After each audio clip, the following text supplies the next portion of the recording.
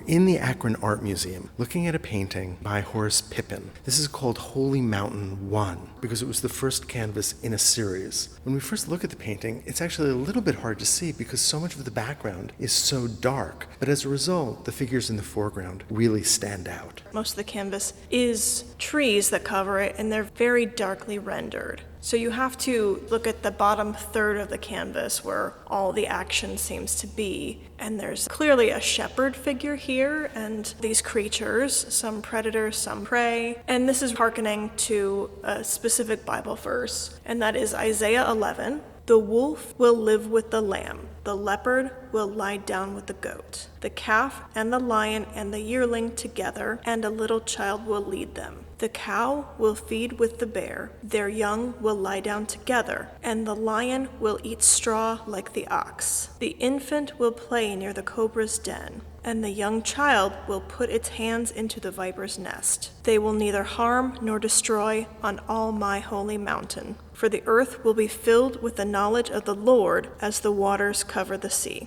Horace Pippin, by all accounts, was a deeply religious man, and that comes through in many of his canvases. And the central figure, the shepherd, is a self-portrait of Horace Pippin.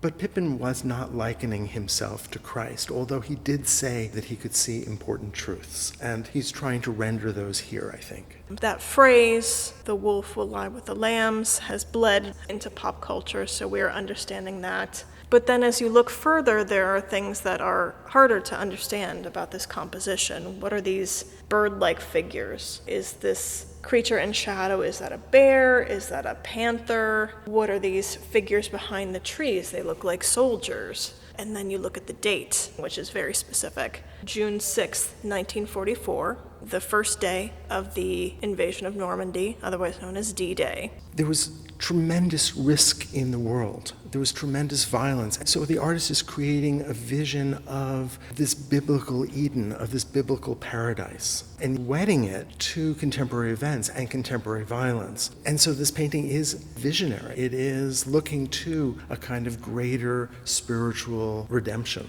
Redemption as well as the afterlife, because in addition to the soldiers, we have what is most likely a temporary grave with the soldier's helmet, and then a more permanent grave with the series of crosses. So is he saying that we are on earth, or is this an afterlife for him? And I think it's left ambiguous. Those images in the background are not as clear as I wish they were. We can clearly see the graves of soldiers in neat rows. But then on the right, we see figures running with guns, and then a figure who is doing what? Has he been wounded? What is that little almost tassel at the extreme right? There is this ambiguity. Are these continuous scenes? Are these separate vignettes in between the trees? It becomes almost dreamlike. It becomes almost surrealist in a sense. And you have to engage with it very close. You have to step in to be able to see some of these figures and to try and figure out what's going on. You see these dreamlike cycles of fighting and violence and death, which would probably be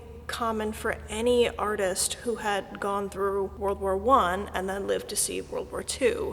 The war aspect of this canvas must have been very personal to the artist. He was an active duty soldier during the First World War. He had enlisted and had been sent to France. He served under French leadership and saw extended military action, and in fact was a casualty of the war. He was badly wounded. His right shoulder blade was hit by an enemy bullet, and that was an injury that persisted so that, at least in his telling, he used his left hand to steady his right so that he could paint. Look at the gray trees to the right of the composition. They seem to have died. They seem to be in the tradition of 19th century American painting, what is referred to as the blasted tree, that became a signifier for the weathered, for a kind of ancient form in the American landscape. And here they do seem to symbolize a death that's greater than their own. I think it's important to address the fact that Horace Pippin had no formal training and yet produces these amazingly complex and psychologically powerful images. This is an artist who clearly understood contemporary art history, and yet perhaps because he was African American and because he was self-taught, had been placed into the confining category of folk art, which was seen in the modernist tradition in the early and mid-20th century as both something that artists wanted to get back to, but also also something that they were quite distinct from, creating a kind of hierarchy that, when coupled with racism in the United States, both served to celebrate this work, but also to place it apart. It's still something that artists struggle with. Once that label has been put on an artist, it's incredibly hard to shake it.